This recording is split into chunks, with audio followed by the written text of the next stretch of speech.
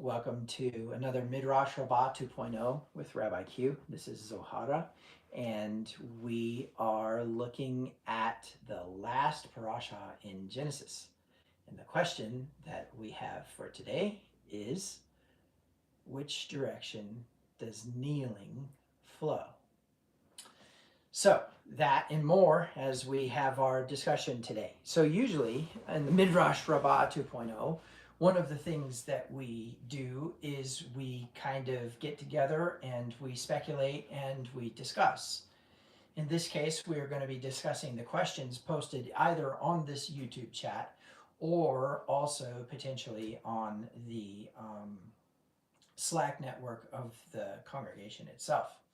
Either way, we will go ahead and begin and go through questions and start working through those. We're going to look at probably a 90-minute window for this first video set. Then we'll take a break, have lunch, we'll come back, do another 90 minutes, and then we'll take a break, and then we'll come back and we will do the Rabbi's Nugget. So this is part one of the Midrash Rabbah for Vayechi, which consequently Vayechi is actually Genesis chapter 47, verse 28. Now, when we're talking about parasha sections, there's a few things that you need to know. Number one is that Ezra, the scribe, who is the subject of the book of Ezra, actually is the one who designed the parashas. And he designed the parashas around the first verb that actually is used instead of the first word that's used. So in this case, it's "and he lived" is from Genesis 47:28, which is, "And Jacob lived in the land of Mitzrayim," or Egypt, "for 17 years. So the length of Jacob's life was 147 years. So "and he lived" is the actual parasha itself. Okay? Now, a couple things that are important. First one is that means that this entire Torah portion will be about life, something to do with life, which means that we contextually should tie together the difference between life and death. So in an ancient Hebrew context, life is not about the expiration of this, for lack of better words, reduced heat engine, right? I mean, really, one of the reasons why you die, no matter what it is because you no longer have oxygen to the brain, but very specifically, you no longer have adenosine triphosphate being processed in your brain cells. Now, there's variations on that, but the short version is that the reason we die is because we no longer have oxygen to the brain. Could be a severing of the spinal cords, could be a heart attack, whatever the reasons are that the blood can't deliver oxygen to the brain. That's expiration of the body. We're not talking about that. In fact, we're not talking about that in Genesis chapter 3 when the serpent says, "You shall not surely die," and Eve says, "You will." And God says, "You will," in chapter 2. But instead, the Hebrew idiomatic context of what? Light, death. Which is a full belly and an empty one. A full belly and an empty one. She should know. She's got done with 40 days of fasting. All right. So the premise is in that a life constitutes someone who is satisfied with food. Now, it is very dangerous to go ahead and just categorize these people as Stone Age in their philosophy and in their language and in their lettering system. And what I mean by that is that you have to be very cautious to try to pinpoint them or pigeonhole them as primitive. When truth be told, there's so much more involved in this process. And in its simplicity, this is how it works. There are certain Hebrew letters in the ancient pictographic Hebrew that explain sciences that could not have been known at that time. There are ancient Hebrew philosophies built into the philosophy of the nomadic Hebrew lifestyle that are present all the way through to the book of Revelation that indicate that people who are in covenant or connected with Yahweh are actually in a state of connection with the um, with the divine or with the elements of the metaphysical. So, in principle, one of the things that we need to kind of get into then is the concept of "and he lived" means his belly was full. Now, where this becomes imperative to the text is the fact that when Abraham is told, "Your descendants shall be as the sand of the sea," and Abraham says, "How's that possible? I haven't had any kids, and nothing has come out of my loins," right?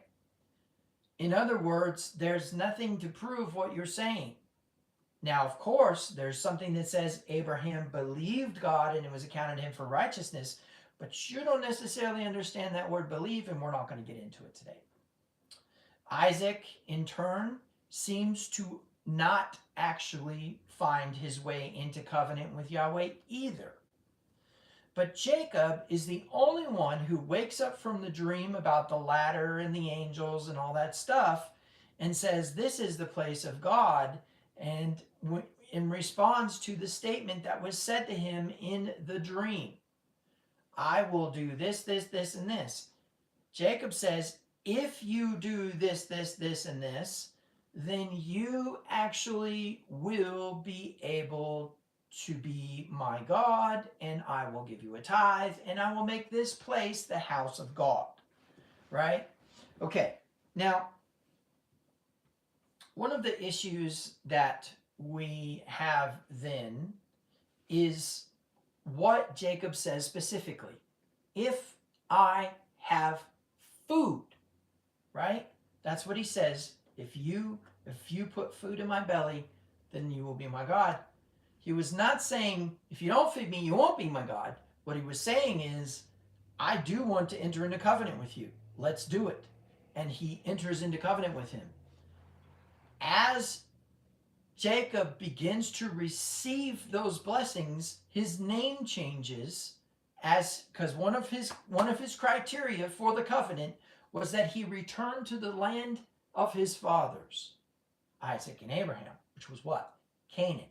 So as soon as we see Jacob cross over into the land of Canaan, all of a sudden we see his name change. Okay? When his name changes, it's prophesied that it would change at the wrestling, but it changes when he enters the land of Canaan, thus finishing the criteria set up for the covenant, right? Okay, so Jacob comes into the land, connects with the intensification of all power in the universe. His alter ego, or his higher self, is changed, and I'm sorry, not changed, but is made manifest, and that name then is made manifest. So we see Jacob living in the land of Mitzrayim, and we see Jacob connecting in with the intensification of power, but we see Israel being his covenant name. When a person receives a new name, for example, Deborah received a new name, that is usually the result of exceeding your potential in your current state, which means that you no longer are able to operate effectively within your ego. Okay? Second is usually there is a movement. There's some sort of change or alteration in you, both physically, spiritually, emotionally, etc. And finally, of course, those who know you by the new name know that that is a covenant name, which means that you are addressed by your covenant name. Meaning what? If Torah does not address Jacob by his covenant name Israel, then it is referencing Jacob operating in his limitations, his wounds, his entitlements. Well, there's an intrigue here because it says, and Jacob lived in Mitzrayim. Now, there are those who have speculated, oh, well, when there's a reference to Jacob, it's because he's not in the land of Canaan. Ah, not true, though. Not so. There's actually references to Jacob and Israel within the same paragraph or within the same sentence. So the way that I want you to think about this is that we absolutely have our birth name, as it were, okay? And as much as we would like to have that ego name go away, truth be told is that the more that the covenant name is used, the more we will live in that lifestyle. The more you think yourself as that covenant name, the more that you will be successful in the higher self. So what does it mean that Jacob lived in Mitzrayim or in Egypt? It means that there was a part of him that was not self-actualized in the land of Egypt. Now, there could be a few reasons for this. One could be the simplicity of it just being unsettling. It could be the simplicity of the fact that he is not in the land of Canaan that was promised to his fathers, or what Joseph called the land of the Hebrews, right? Okay, so that's kind of just a little short recap on what we need to kind of dive into here when it comes to the context of this parasha, because every parasha's name has a contextual interpretive connection to the parasha itself, as if it was a horoscope. Okay, so you go and you read the paper and you go look up your zodiac sign, and I'm not saying to do this, I'm saying people do this, and it says, oh yeah, today's going to be a really yucky day, but you'll get through it. You're going to have a yucky day and get through it. Well, if this parasha is about life, then we should be able to look and search for life in every element, even in death. And I'm going to propose to you that when it comes to the time for actual expiration of the body to occur, it doesn't usually necessarily say die. It usually says gave up the ghost, breathed his last, was gathered to his fathers, right? Okay, so, and that sounds more like some Native American kind of context, doesn't it? Like, you know, for those of you who were blessed to have been born in or born around the 80s, remember the movie Windwalker, right? Where the old man just goes and walks in the snow and just disappears into oblivion. All right, so anyways, the premise, and this is an important one, is in the idea that we take that context and overlay it on anything that we go through here. So in that case, I'm going to have Zohara read the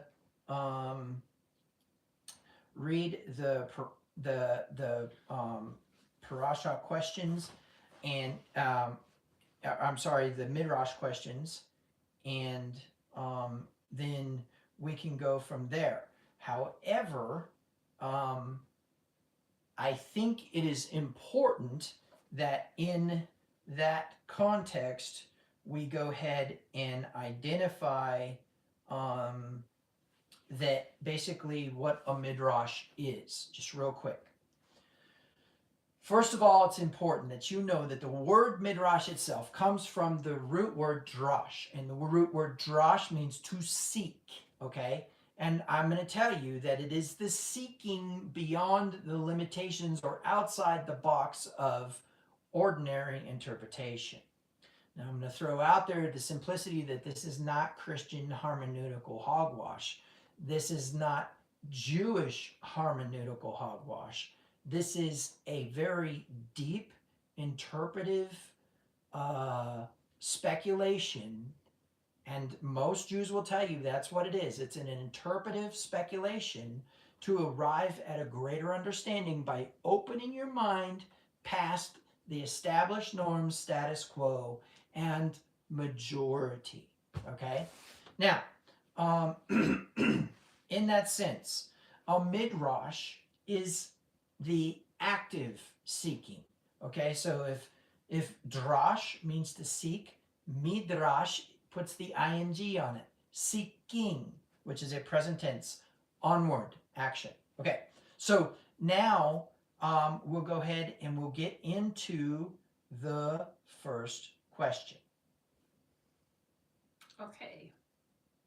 Is that the first question? Mm-hmm. Okay. Do blessings flow in a certain direction?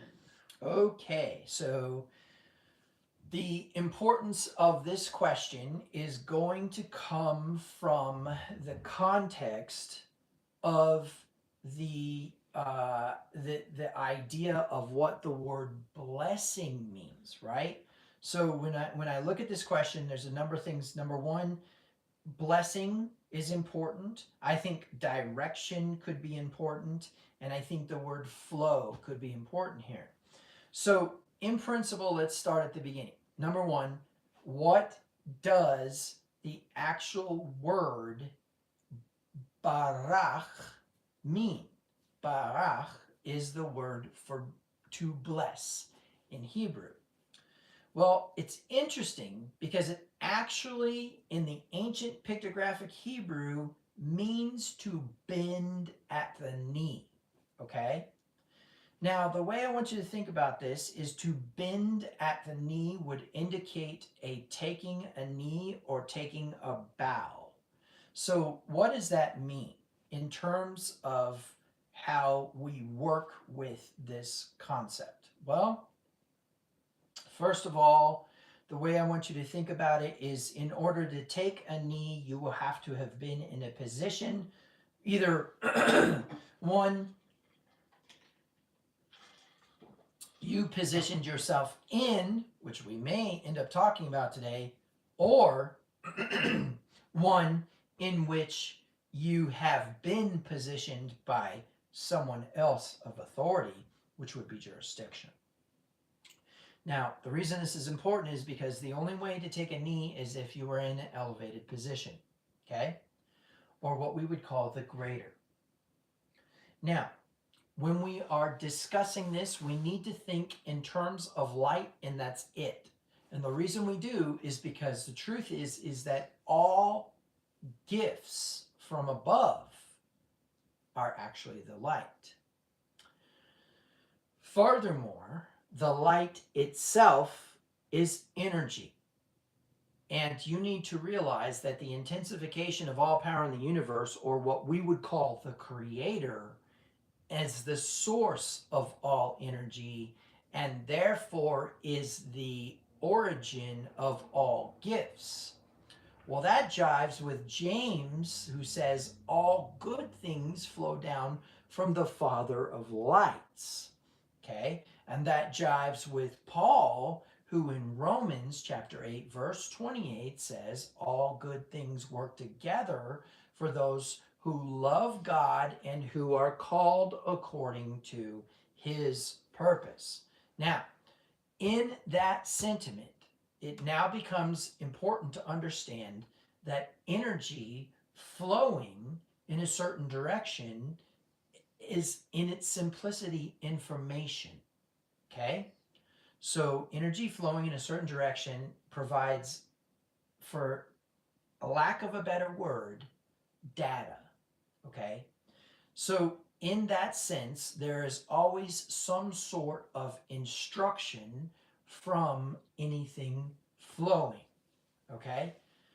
Now, I know that's a little bit off the wall, but in physics, this concept is totally present that information is actually the thing that is flowing through space and time. Now, it may not be intelligible information, but it is still data. It is still information. Why? Because it has some sort of measurable or quantifiable magnitude. Okay? Well, a quantifiable magnitude moving in a specific direction is a vector. Vectors are almost always defined in one way. In other words, they are not defined as being back and forth. Now, there are dynamic vectors, I'm not going to get into that, which have to do more with imaginary numbers, which is a concept that is reserved for complex algebra. But the sentiment of a vector, in other words, the way in which people should understand a vector is that it is something that has a magnitude and an angle in which it's flowing. So in principle, then, what we accept is that something moving from a higher level to a lower level would indicate a one-way street, right? Well, it's interesting because that's true, but the original question was, do blessings flow in a certain direction? The answer is yes and no. And here's why. The premise is that a person who is a greater can only move energy towards a lesser as a result of compassion. And so that greater will then move underneath and raise up, right? So a greater will move underneath and raise up that lesser, and through that elevation, reciprocation will then raise that greater to another level through yet another concept of something kneeling and getting underneath it. So it's interesting because that means that when something blesses something, it has to go below the economic status of the thing that it is actually trying to bless and raise it back up, which means that it would need to have da'at, or experiential knowledge in the thing that it was raising it up into. By the way, that's an important word. Allah, ayin lamed hey, which means to elevate. Okay? That's going to become an important word today. But in that answer, and I assume that we are drawing off of the word blessing in Genesis chapter 49, where Jacob calls all the sons in and blesses them. Now, what's intriguing is when you begin to read the blessings, they appear to not be blessings. Some of them are kind of creepy. But the premise is the answer to your question in a very metaphysical sense, Paul K., is yes, blessings only flow in one direction because, A, if you're the lesser, you can't be the magnitude of the greater. And C, if you are the greater and have ascended in or descended in order to ascend with the other, then you actually have become lower, but it's not in a state in which you would need a blessing. You have become lower because you are coming down to bring them up, which is exactly what a Messiah does. Messiah is a people mover who elevates people. Okay? An anointed one. An anointed one who's what? A king, priest, and prophet, all three in one. Why? Because that's the only anointing that exists. You anoint kings, you anoint prophets, you anoint priests. Meaning what? He's one of those three in that state? No, he's all of those three in that state. By the way, that is not a reference to the heretical doctrine of the Trinity. Okay, so hopefully that answers your question, Paul K. You can, of course, post in the chat if you feel that that is not sufficient enough. But we will go ahead and we will move on to the next question. Question number 2. Is there something other than literal in all the times Joseph is crying? What is he releasing? So this is a double question here. Is there something other than the literal? So is he doing more than just crying here in all the times that he cries? What is he releasing? Okay. So to really understand this, what we need to understand is positional prophecy. Okay? Now there are a number of things that we probably need to get into here with this, but I have to probably keep it a little bit concise because we're coming up on our first break because we started a little late. However, in this specific context, it is absolutely imperative that we understand that Joseph was what we would call a Messiah. How do we know this? Because he saved people, right? He saved people. However, it is also important to understand that there were specific things said to Abraham about what would happen to Abraham's people, right? And that they would go into a very specific exile. And it is important to know that anytime you are outside the land that is promised, you are in exile. It's important to know that if you are not in the land that is covenantally promised to you, you are in exile. Now, in fact, let's just take a moment to really define that, okay? So first thing you need to know is that in terms of a greater and lesser in ancient Hebrew thought, a greater is actually a covenant maker, and a lesser is a covenant doer or a covenant receiver, as it were. Now, the difference between covenant and contract is important because in a contract, if either party of the contract breaches the contract is rendered null. But in a covenant, if either party breaches the covenant, a third party enforcement offers a rectification. Now, where this becomes important is that whoever bears witness to the covenant becomes the enforcer, okay? So two people enter into covenant, someone else looks to see that either side is fulfilling their part of the agreement. If they're not, then that judgment falls upon them. Now let me explain. What they do is they split an animal and they walk through its blood and they say, let this happen to either you or I if we depart from the terms of this covenant, right? Okay, so in terms of a land covenant, you say, your land is my land is your land, you can feed your flocks on my land, I can feed your flocks on your land. Or there may be a term set that says, I'll feed my flocks up to this boundary, and you feed your flocks up to this boundary. In fact, that form of covenant exists still to this day, of property boundaries in terms of covenant. Now, there is a principle that in the process of covenant, there is a connection to the function of if you're not in that area, you are not protected. Now, here's how this works. If you are in the area of the covenant, you are under the protection of the covenant.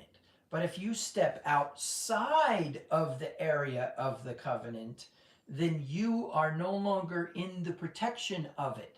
Nothing else happens. The only thing that happens is that nobody can actually protect you if you're outside the boundaries of the covenant. Now let me explain where this is important. When you are in a state of exile, you are removed from the land of covenantal promise. When there's a land covenant, my land is your land is my land, or some boundary is your land, which is exactly the land covenant that Yahweh made with Abraham. And by the way, he's the enforcer of it because he swore by himself instead of swearing by someone who would enforce it, right? And so the premise is that Yahweh was also the enforcer of the covenant, which means that Abraham has to receive the land as promised in some form. Now, he said he'd give it to his descendants. So then we have to start with Isaac. Did Isaac receive the land? Kinda, yes, and kinda, no. Why? Because the boundaries went all the way to the Mediterranean, and the Philistines were between Isaac and the Mediterranean. But Isaac goes ahead and enters into a covenant with Abimelech, which is an overriding nature of a covenant within a covenant. Yes, Abraham was promised the land. However, the microcosmic element of Isaac interacting with Abimelech asked for covenant. So in principle, Isaac had the sovereign authority through Abraham's promise to grant Abimelech the land that he granted him, and Isaac decided to move away and do his own thing at Beersheba. Now, what's really important here is then we need to understand is that when Joseph is in the land of Egypt, he is in exile. He's out of protection of the covenant promise in the sense of Abraham's promises. That's going to become important later on as well.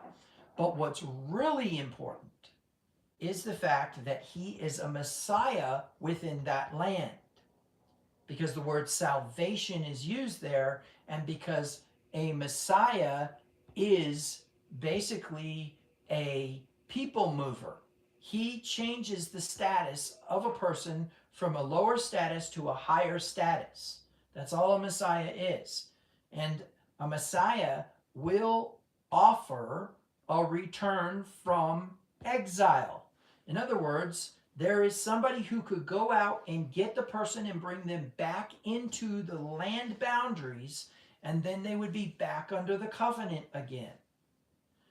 Now, the reasons and purposes for exile are not breaking of the covenant. They are just something that causes the clan leader who's the greater to what? Move them outside the boundaries of the covenant.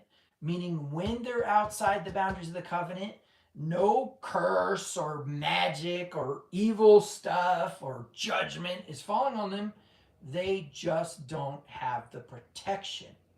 And their behavior showed they didn't want the protection to begin with. Now, where do we see that play out in terms of, say, prophetic ministry? Jonah. Jonah goes to Nineveh, tells Nineveh to repent. They do, and of course Nineveh is preserved, making Jonah a Messiah, making Jonah a covenant agent who could potentially initiate covenant between God and Nineveh, creating a land promise, boundary promise that if you stay within the boundaries of this land, you'll be under my protection, but also the premise that if they stayed within the boundaries of the terms of the covenant, they would not die. Now, we don't know how Nineveh was going to be destroyed. We just know that Jonah arrived and told them that that's what was going to happen. Okay, so a couple things that are important here. The first one is that if Joseph was a Messiah and he was in exile and the 12 sons of Israel were the representation of the descendants whom Abraham was prophesied would go into a state of indentured service, not slavery, not chattel slavery, but indentured service. They would fall into debt with Pharaoh and have to work for him, that they would then end up in a state of return to the promised land where the covenant protections existed. Meaning what? Meaning Joseph's tears represent something very important. So the question is what do the tears represent? Post your responses in the chat and we'll discuss it further. But for now, I want to kind of speculate a little bit. In other words, I don't want to give you the answer right away. So first of all, what do tears represent to God? The covenant maker. They represent a crying out for relief, typically. Okay. Let's delve into the focal concept of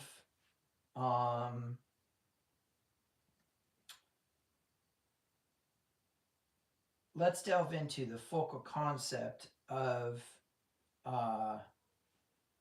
this principle. I'm checking the chat just so you guys know. That's all I'm doing.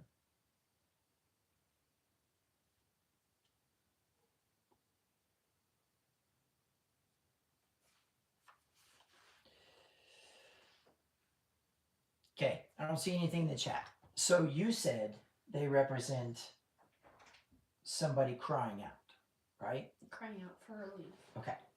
So first of all, what we need to do then is we need to contextually align with the concept of crying out. First of all, where do we see the mechanism of crying out play out? Well, we see that in the cycle of Israel. Mm-hmm. Especially when they were crying out before the Passover. Mm-hmm. That's the reason why God activated the plagues, because of their crying out. Okay. So in the cycle of Israel, we basically have a concept of infestation, and then a occupying, or what we would call a oppression, and then we have a possession. Okay, so infestation, oppression, possession, and that possession is usually by a nation who's controlled by a hierarchical demon. And that means that they would have to worship that demon, who was referred to as a god, like Baal or Dagon, which would be the Philistines, or Rimmon, which would be the Assyrians. And so I think the principle here is that when they fall into possession or ownership under demonic authority, they are then in a jurisdictional contract that they can't get out of. Now, there's a lot of teachings on this in the cycles teachings. There's also a lot of teachings on this in the teachings about the cycle of Israel, which is a very early teaching in the video list. You'll have to scroll down a ways. Go watch those. You'll get a better understanding of what I'm talking about. But we've got infestation. Come, sleep with our women, come after our other gods. Oppression.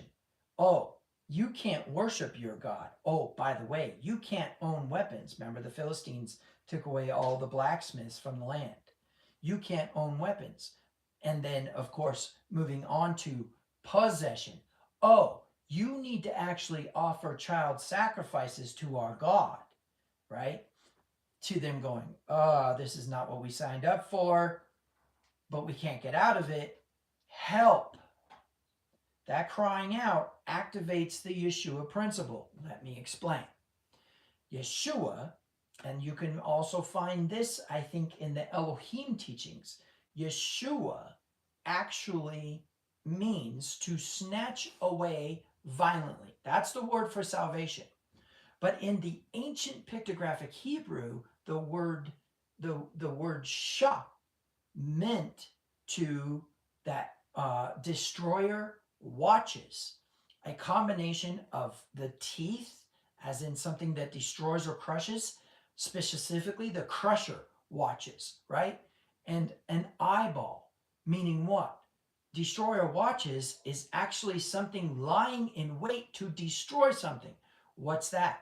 The shepherd. Because all of this ties into the shepherd, in that when the shepherd hears the sheep cry out, he violently snatches that sheep out of the mouth of the predator, whose skull he crushes with the rod, which is why the rod is such a comfort. The staff also is a comfort because why? It represents the being able to pull something out of danger, right? But the rod crushes the head of the predator. Now, in principle, there has to be a crying out. But once the Yeshua principle is activated, then there is a change in identity in which Israel, in every instance of Israel's cycle, over and over in Judges, delivers themselves through Deborah, through Samson, through Gideon, all in the context of waking up to the identity. Wait a minute, I'm God's people. What do you think you're doing? I've had enough here. And they push them out of the land. They drive them away, which is what they were supposed to do when the infestation began to begin with. So why is this important? Because now we know that the crying out, right? The crying out activates the destroyer, and the destroyer crushes the skull of the predator. But all that does is put a quick kibosh on the possession, and then it is the responsibility of the one to step back into their identity as a high maintenance child of God and put the smack doodle on the nations who are practicing inappropriate things like child exploitation, child sacrifice, human sacrifice, exploitation, and the misogyny of women, torturing of animals to drink their blood, all the wicked things that are involved with the drinking of blood and with the slaughtering of human beings in order to satiate a demon. Okay? So now we understand that the crying out would be for the deliverance of a people who allowed an infestation. Meaning what?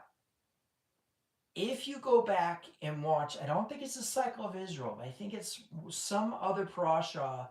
So you could probably go back and look at the parashas that pertain to the people working for Pharaoh. And I did a teaching about the fact that the reason why the crying out occurred in the first place is because they were actually under the possession of a demon as a result of their idolatry, as a result of their misbehavior. And I think we can find proof of that. I think it's in Jubilees. I think in Jubilees there's a mention of the people actually doing some sort of idolatry in Egypt. Don't quote me on that because I can't remember for sure. However, there is absolutely an imperative idea here that Joseph's crying out actually delivers the children of Israel during their cycle when the Exodus occurs. Now, did the people themselves cry out? Of course. But were they a Messiah? No. Were they operating in their identity? No. We know that because they never stopped being slaves. Even when they left Mitzrayim, they refused to don the garments of kings and priests and prophets, which is what they were supposed to do, and take the Torah, which was given them at Mount Sinai, to the world. And so, in principle, they were supposed to leave their exile, return to the land of covenanted promise to receive the protections and the opportunity for what? For abundance, in order to create equal distribution or righteousness. Because he made him who knew no sin to become sin for us, so we might become the righteousness of God. There's an absolute necessity that there would be a crying out from a true Mashiach, which is somebody who could move energy with their compassion. And only Joseph could do it. He's the only one who could see the full picture because he understood things that none of the other brothers understood. And however it works out, we can simplify it and say that Joseph understood Tikkun in a way that the other brothers didn't. And when he went down to Egypt and he became king of Egypt, having the signet ring of Pharaoh and being what? The sovereign ruler through jurisdiction of Egypt, he actually saw that deeper picture because he says to them, there's going to come a day when you take my bones out of this land. when God delivers you. Okay? Okay. So the tears were for the deliverance of Israel, right? Well, and we believe that Joseph would have been a type and pattern of shadow of Messiah himself, right? And there's often been speculation of why did Messiah cry? You know, when Lazarus was in the grave, why did Messiah cry? Um, the shortest verse in all of the scriptures and all of the Bible and all the 66 compendium, um, Yeshua cried. And so we can speculate on why he cried. And my personal belief is that he took it kind of personally that he still did not know who he was. Interesting. Okay. I think that's why Joseph cried too. You know, he's standing in front of them. So those of you who are watching at this time, looks like we have 6 people watching right now.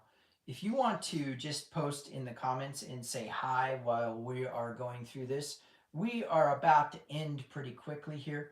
But I just wanted to say that, you know, I think one of the more important things to realize is that there was a bigger picture than just rescuing the land of Egypt from a famine. Okay? There were bigger things going on here, and they served a very important purpose. And we can necessarily get into that today, possibly, but we'll see. Okay, so let's see. Do we want to? Let's do one more question. Okay. Okay, next question. Is all this testing about realizing our fears to see if it still governs us? Okay, so the first thing that we probably should do is align with the word betach versus the word bethoch. Okay, because the word betoch, sorry, not bethoch, betoch is actually the word for testing, and the word bachat. I'm sorry, bachat is the word for testing, and betoch is the word for trust. Okay, so in principle, we know there's a cognate relationship there. Now, when we talk about testing God, that you shall not put the Lord to the test, most people are actually referencing the words Yeshua said when he was tempted, right?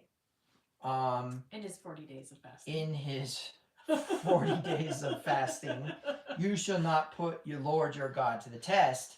And if you're reading the NASB version, that's going to be in all caps, because all caps indicates that it is an Old Testament verse, and consequently that Old Testament verse is, of course, going to be in Deuteronomy. So in Deuteronomy, we see first the concept of there being a there's a concept of there being a thou shall not put the Lord to the test, right? But also man shall not live on bread alone, but by every word that proceeds out of the mouth of God. That is important, right? Because those are the words that Yeshua was using. And of course, depart from me, for you shall worship the Lord your God alone, right? Alone shall you worship. So those are all Deuteronomy references. And so when we are looking at that particular, when we're looking at that particular context of Deuteronomy, chapter 8, and that would be the important one, is specifically in 8:2, it says, "And you shall remember all the ways which Yahweh your Elohim has led you in the wilderness these 40 years in order to humble you, putting you to the test," right? "To know what was in your hearts, whether you would keep his commandments or not. And he humbled you and let you go hungry and fed you with manna which you did not know, nor your fathers know, in order to make you understand that man shall not live on bread alone, but man shall live on everything that comes out of the mouth of the Lord." So the word test that we're going to use there is the word test that Yeshua used to respond to Hasatan when he said, "Command these stones to become bread."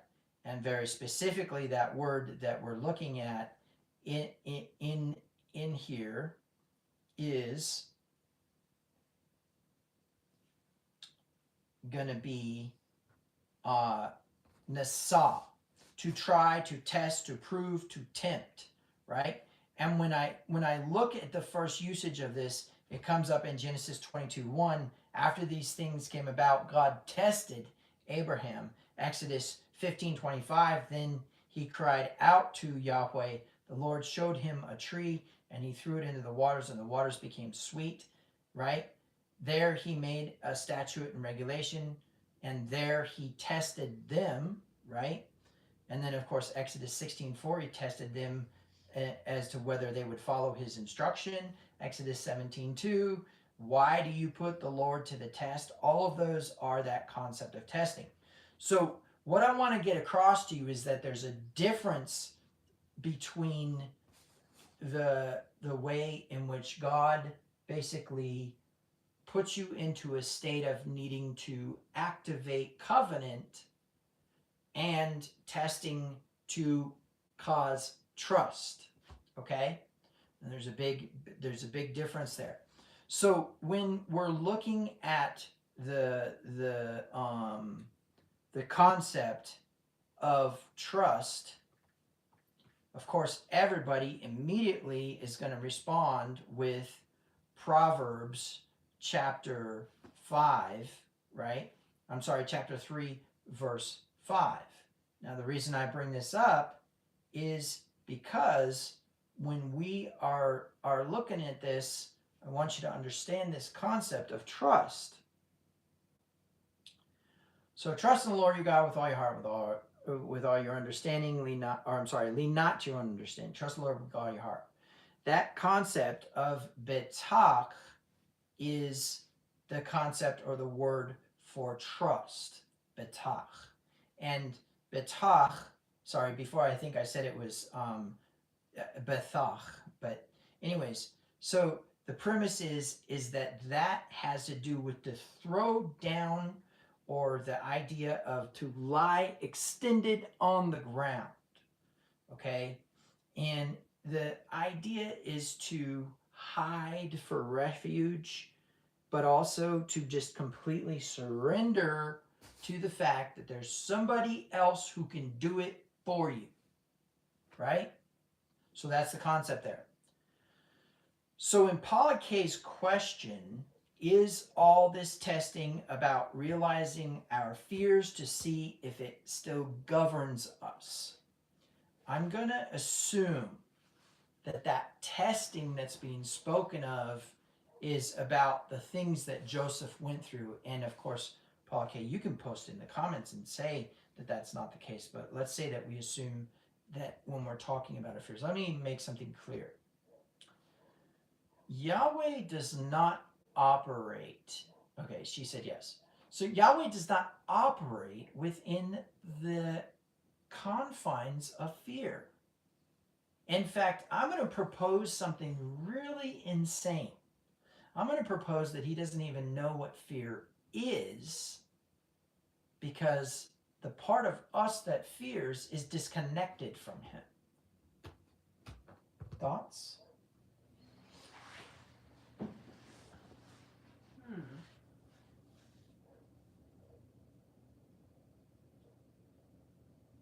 I would love to hear in the comments about this, because here's the interesting thing about this.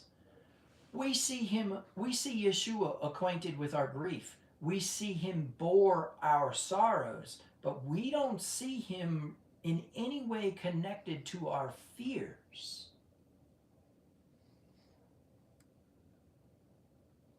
It would kind of explain a little bit why he would tell us not to fear.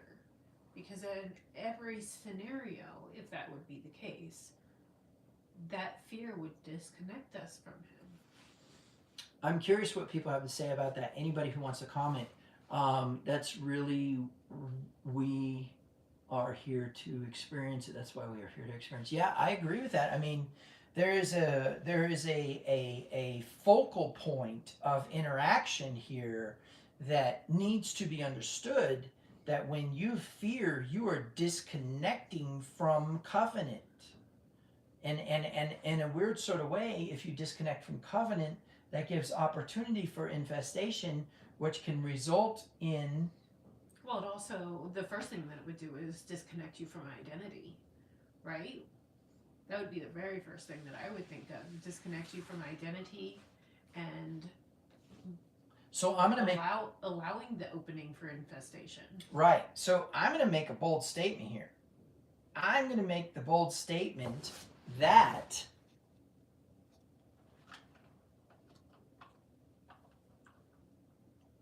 fear is your soul in exile. What do you guys think about that? What would be the limit? Well, let's say that we kind of try to bound that in. What are the boundaries of that statement? Fear is your soul in exile, which means that is your soul out of covenant protection from the promised boundaries of those protections. Thoughts?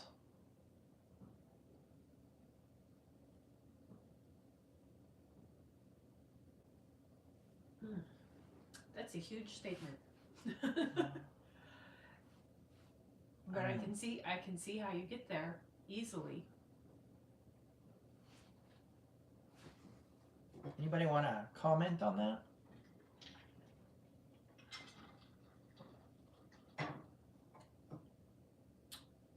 I think it's really important. PK says she can see it too. Right. Yep.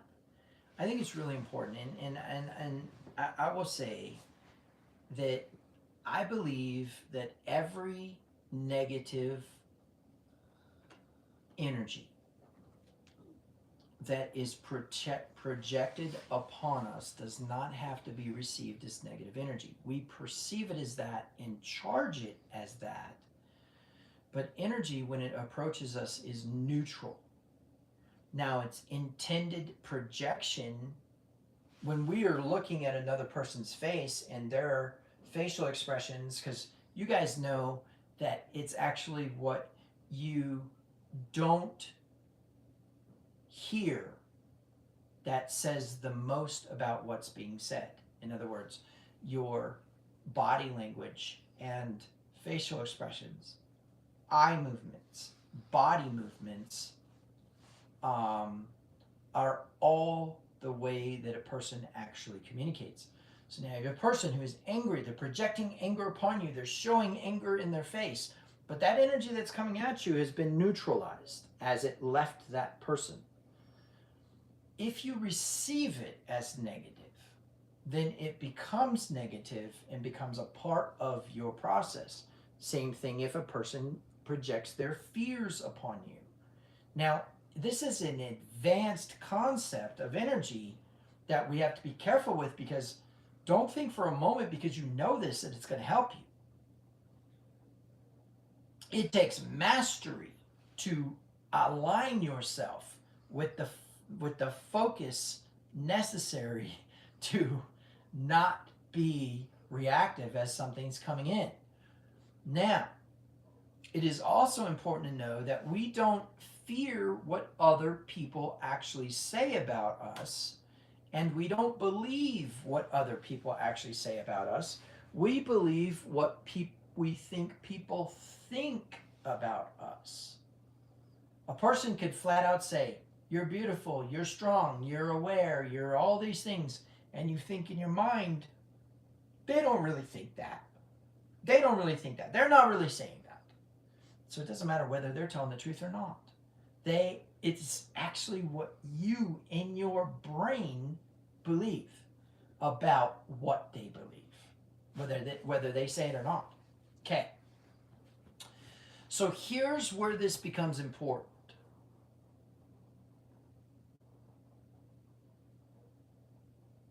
When we're dealing with negative energy, any negative energy is founded upon some sort of disassociation from its origin, because negative energy does not come from an absolutely benevolent being.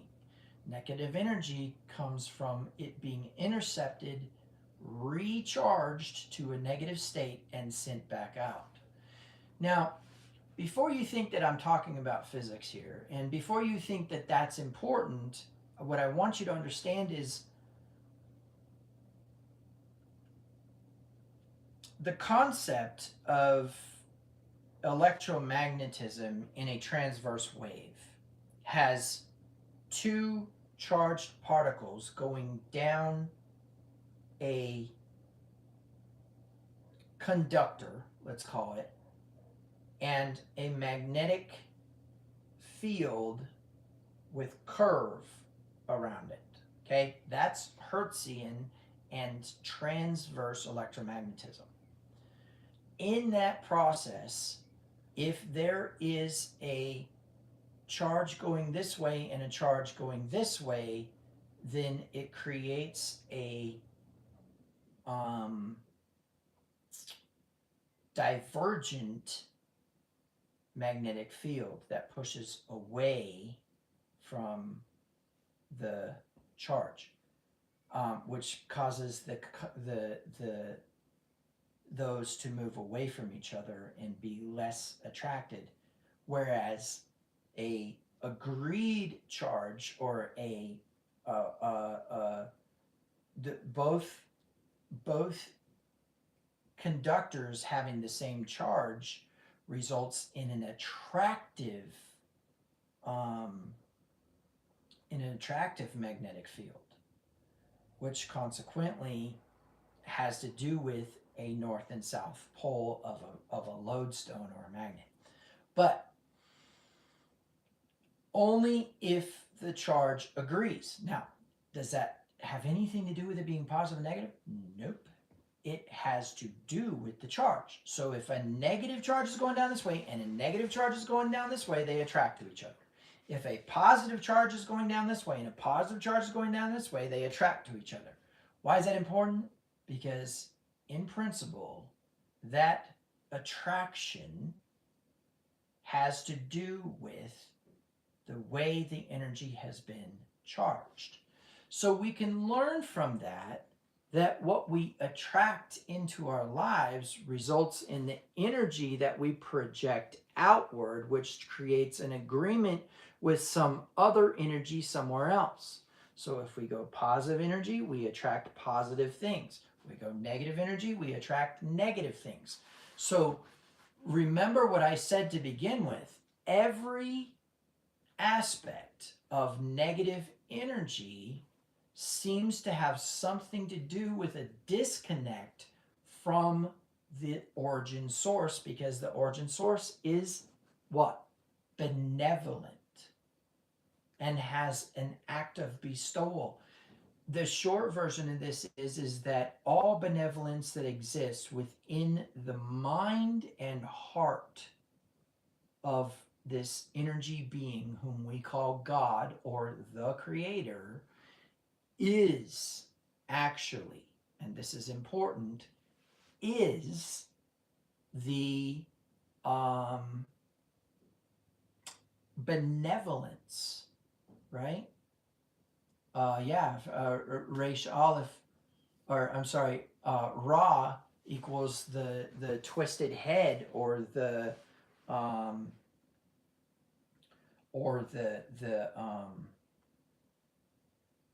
Ra equals the twisted head and has to do with the context of tweaking that charge, right? But here's the crazy part about it. According to metaphysical science, that basically says that consciousness and mindfulness plays a role in health and in prosperity, we have positive intention, positive imagination, positive micro adjustments resulting in documented proof of positive outcome.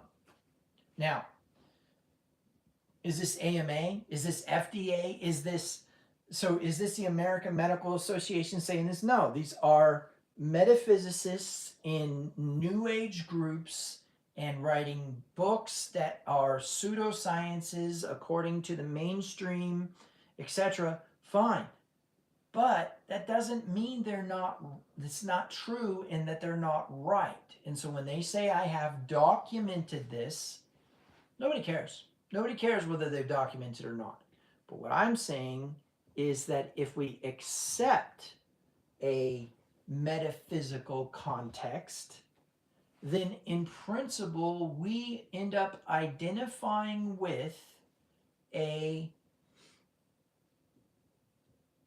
negative energy attracting negative things is the result of a negative imagination.